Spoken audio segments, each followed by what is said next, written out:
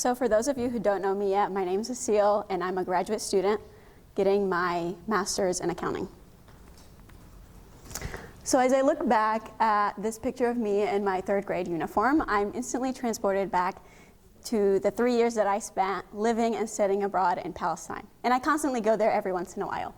But precisely 3 days before this picture was taken, and after several days of arguing and begging, I had finally succeeded to convince my art teacher to cover unit on tatriz, an ancient form of embroidery that is used among Palestinian women that I had heard so much about but have never tried. Next to me is a picture of my grandma, adorned in a beautiful Palestinian thobe, intricately stitched with tatriz motifs. Now, anyone who knows my grandma, I know Min and Mariam do, can attest to the fact that she wears a thobe every day and everywhere, no matter the weather and no matter the occasion. And I'd say she probably owns 70 of them, all of which have been hand-stitched by her and her two daughters decades ago. These two stories, separated by generations yet intimately connected, represent my journey into the world of tatriz, the heart of my presentation today. So tatriz is a traditional form of Palestinian embroidery, and its name comes from the Arabic verb tarriz, which translates to embroider or to stitch. And there are 17 types of Palestinian stitches. The most dominant form is called gharzat al-fallahi, which translates to the farmer stitch or the land tender stitch. For clarification purposes, when I talk about tatriz for the remaining of this presentation, I am referring to that type of stitch because, again, it's the most dominant form, and all other types of stitches are just complementary to it. This is what the stitch looks like, and it resembles what a lot of you guys would call a cross stitch, and most people in the West would call that too. And although techniques in tatriz and cross-stitching are very similar, the practices themselves are very different. What makes tatriz unique is the motifs created through the use of this stitch. The motifs are deeply symbolic, and they translate personal and cultural stories into visual narratives.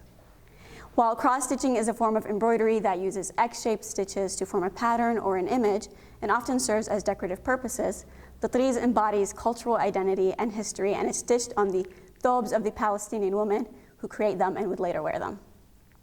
Now, you might be very confused, so let me try to break it down a little further. From now till all the way back to the Canaanite period, 3,000 years ago, Palestinian women held daily social gatherings where they would sit in a circle and stitch their thobes. They had a pretty simple life. The guys would go out to the fields, and they would just sit, socialize, and stitch all day long.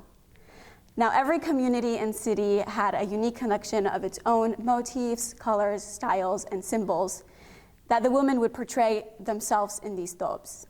And each motif, symbols, colors, and styles held certain meanings and belonged to certain women within the city. So, for example, the colors used in a woman's thobe reflects the various life stages of the woman. So, for instance, Hebron, which is a city in Palestine, traditionally younger women would wear green, older women would wear purple, and then red would be associated with brides or newlywed ladies. So tatriz motif reveals a woman's religion, regional identity, marital status, economic standing, and a lot of other stuff. The motifs themselves often depict animals, plants, geometrical designs, but they hold deeper meaning than the object that they portray. So a woman using her city-specific motifs and styles uses the motifs, colors, and symbols to represent herself into her own thobe that she would stitch and later wear. And so if one were to look at her by passing, the first thing that they would notice is where she comes from. And then upon closer look, they can tell if she's married, if she's single, if she has any children, what her hobbies are, what her favorite flower is, what her family does for a living, if she is a stay-at-home mom, if she works, and even complex things like the relationship between her and her mother-in-laws. All this just by looking at her thobe. So here are examples of some of the motifs that you would see on a woman's thobe. I don't know if you can see my cursor. So this one right here is the road to Egypt, which belongs to Ramallah, and it would represent a woman who comes from a family of traders. This one right here is the cypress tree motif that also belongs to Ramallah. Now, I find the cypress tree motif pretty fascinating, not because each community has at least one cypress tree motif, but many of them have at least 5 versions of it. And the cypress tree motifs represents longevity, endurance, protection, and strength. Over here we have the Jerusalem cross, which would represent Christian women in Jerusalem. Again, each city has their own motif, so Christian women in Bethlehem, in Gaza, and all the other cities, they would have a different motif. This one obviously is the olive tree hills. So Palestinians' most prized possessions are olive trees. Now all these might seem like random motifs, but the individual motifs are rearranged in a nice way on a Palestinian dresses, like these two examples right here. And so in this thobe right here, you can see, you can easily identify each specific motif. So you can tell that this is one motif, this one's one motif right here, this one's one, this one's one. So you can easily identify them. But this one over here, it looks like it's one big, large pattern. But the motifs are actually rearranged in such a really nice way that you can't really notice them unless you practice this form of embroidery. Now, before I move on, I was wondering if any of you guys noticed this motif right here and where you think you've seen it. Oh, yeah.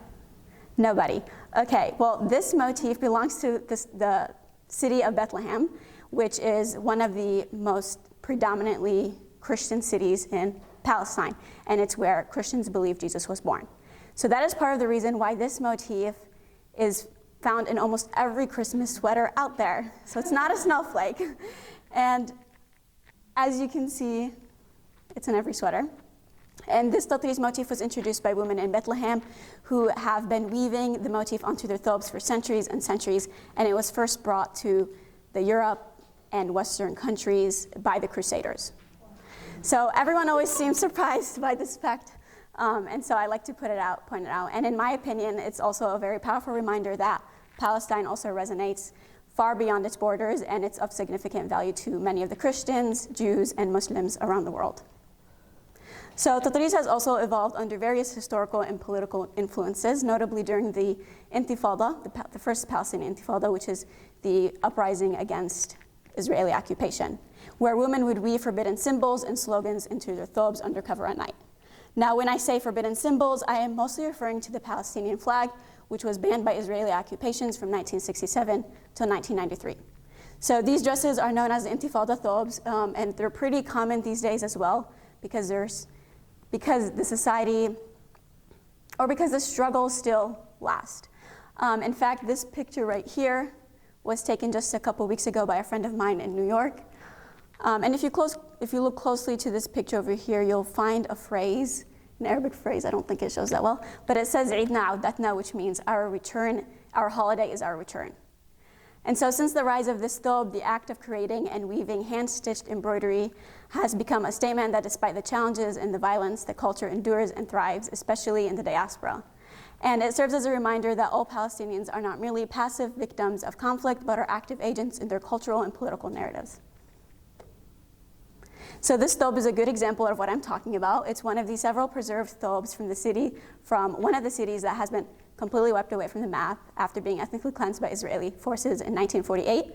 So this means that it has either been replaced by an Israeli military base, an Israeli settlement, or it's just been completely destroyed and nobody can come anywhere near it. And it belongs to the city of Al-Musammiya al-Kubra. So when you think about it, this thobe comes from a city that no longer exists on a map. So technically that place no longer exists. But the thobe does, and it exists from that place.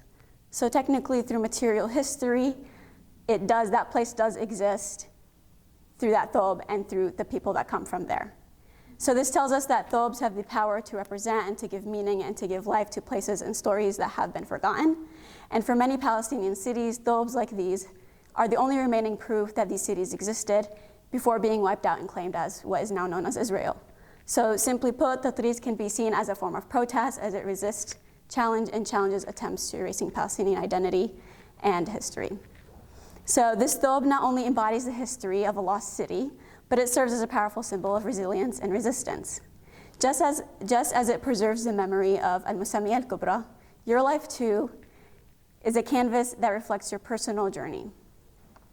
So your journey is like a Palestinian thobe, rich with history, vibrant with stories, and adorned with unique patterns that reflect your journey. Just as Tatriz is crafted with resilience, embrace each challenge as a motif. Every stitch adds to the depth and strength to your fabric, much like the obstacles that enrich your life's tapestry. So view these challenges as an opportunity for growth, making your narrative even more vibrant and meaningful. Just as Tatriz requires intention in every stitch, lead with purpose in your choices. Each decision you make is like selecting colors and patterns in your embroidery. Be deliberate, let your actions reflect your core values and aspirations, creating a unique story that inspires you to move forward. And in the end, remember that your life is your thobe, so wear it proudly, because it's a canvas that showcases your experiences, your values, and your dreams. So stitch boldly, love fiercely, and let your journey inspire not only you, but everyone around you and everyone that will come after you.